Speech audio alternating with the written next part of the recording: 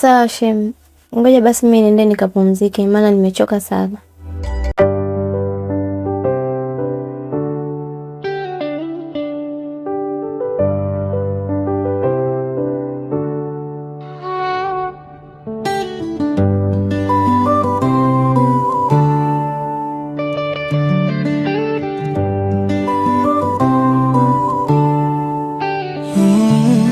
Nilikutana na wewe usiku wa manane,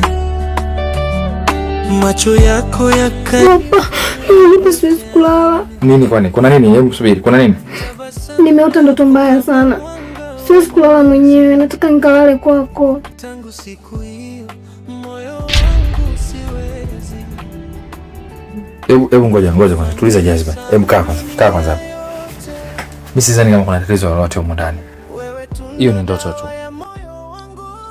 Kulikuwa na mwanamke mmoja aitwaye Zuwena aliyekuwa ameolewa na mume wake anayeitwa Rashidi kwa miezi.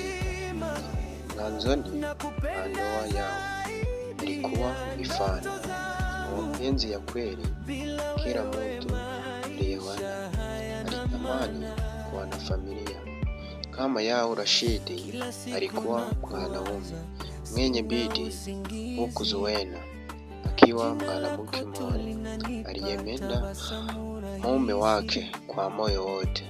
Kila asubuhi Zuwena alikuwa akimwandalia Rashidi chai kabla hajaenda kazini. Jioni walikaa pamoja cheka na kupanga maisha yao ya baadaye. Walikuwa na ndoto ya kujenga nyumba kubwa na kupata watoto wawili wazuri, lakini baada ya muda mambo yakaanza kubadilika. Rashidi alianza kulinda nyumbani usiku sana. Simu yake ilikuwa siri kwa kila Zuwena akijaribu kumuuliza. Rashidi alikasirika haraka. Sina muda maswali mengi. Rashidi alimwambia siku moja kwa sauti kali. Maneno yale yalimuumiza sana Zuwena, lakini aliyamanza kwa sababu hakutaka ndoa yake ivunjike. Siku moja rafiki yake aitwaye Sanda alimfuata na kumwambia, Zuwena, samahani kukuambia, lakini nimeona Rashidi akiwa karibu sana na mwanamke mwingine mjini. Moyo wa Zuwena alipasuka kama kioo. Hakutaka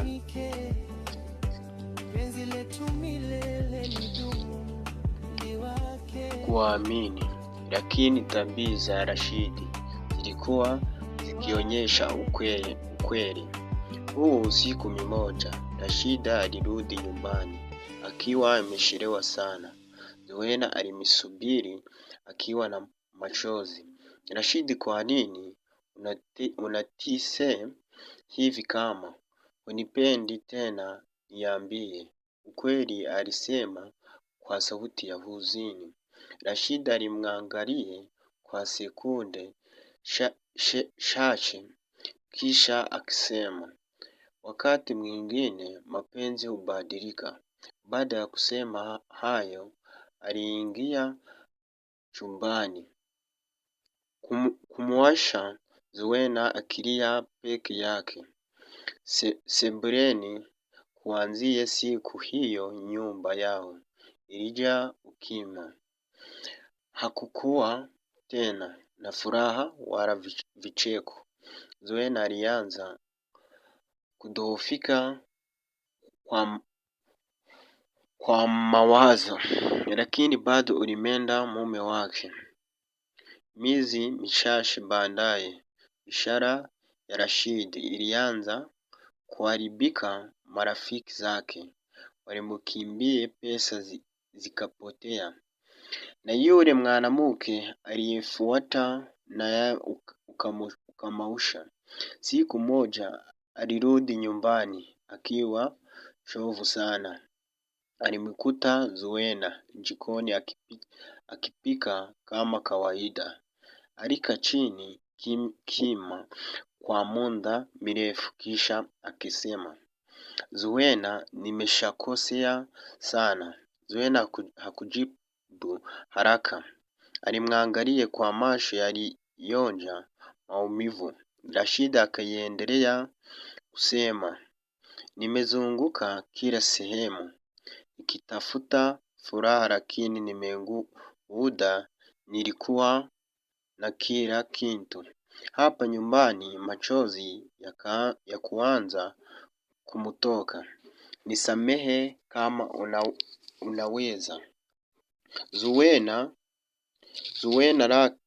alikaa kima kwa muda mfupi kisha akisema kwa sauti ya upole, maumivu uliyonipa sitayasahau,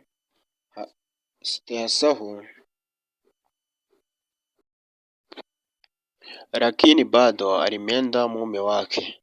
Miezi michache baadaye biashara ya Rashidi alianza kuharibika. Marafiki zake walimkimbia, pesa zikapotea, na yule mwanamke aliyemfuata nayo akumausha. Siku moja alirudi nyumbani akiwa mchovu sana. Alimkuta Zuena jikoni akipita kama kawaida. Alikaa chini kima kwa muda mrefu kisha akasema, Zuena, nimeshakosea sana. Zuena hakujibu haraka. Alimwangalia kwa macho yaliyojaa maumivu. Rashida akiendelea kusema, nimezunguka kila sehemu nikitafuta furaha, lakini nimegundua nilikuwa na kila kitu hapa nyumbani. Machozi yakaanza kumtoka. Nisamehe kama unaweza. Zuena alikaa kima kwa muda mfupi kisha akasema kwa sauti ya upole, maumivu uliyonipa sitayasahau haraka, lakini sitaki kuishi na chuki moyoni. Rashida alilia kwa mara ya kwanza. Mbele ya mke wake aligundua kuwa mwanamke aliyemdharau ndiye aliyekuwa na moyo wa kweli. Kuanzia siku hiyo walijaribu kujenga upya ndoa yao. Hakuwa rahisi, lakini walijifunza kuwa upendo wa kweli unahitaji uaminifu, heshima na subira. Funzo: mara nyingi watu hutambua thamani ya anayewapenda baada ya kupoteza chuki.